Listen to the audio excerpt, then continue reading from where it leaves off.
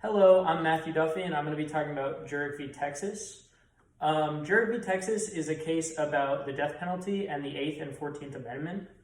So it's about Jerry Lane Jurek, who was convicted of murder in Texas for murdering a young girl. And he was given the death penalty by Texas courts. And he challenged the constitutionality of that decision because at the time, Furman v. Georgia had legal precedent, and that banned or suspended the use of the death penalty. He said that the death penalty was cruel and unusual, and that the state capital sentencing procedure was arbitrary and freakish, so it should not be used. So the question was, is the death penalty constitutional, and is Texas state capital sentencing procedure unconstitutional?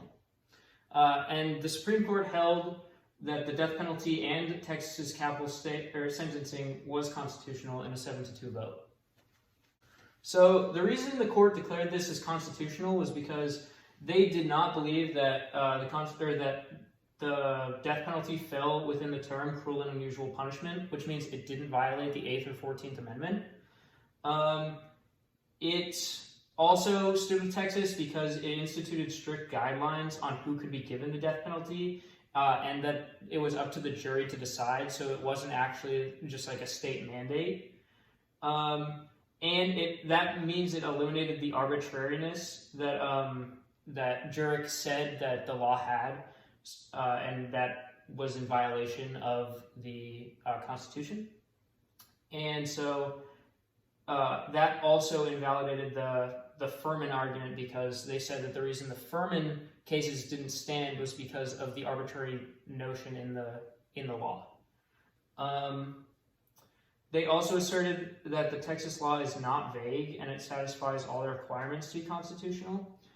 And the Furman case specifically said that the death penalty statutes were unconstitutional and needed to be removed, not that the death penalty itself was unconstitutional. It was just Justice Marshall and Brennan, and they stated that the death penalty itself was unconstitutional because it was cruel and unusual punishment and violated the 8th and 14th Amendment.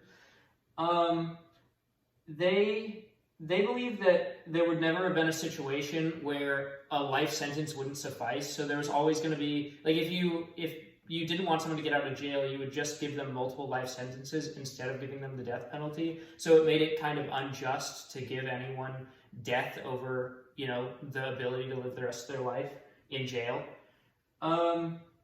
They also did not think that the death penalty would deter crime, because there were studies that proved that even with the death penalty in effect, it didn't cause people to stop committing the capital crimes. And they thought by creating more restrictions on the laws, that it was actually harming the public, because it basically gave the criminals a list of crimes that would make them famous, because death penalty trials were very big and they're rare. So obviously those are the worst of the worst.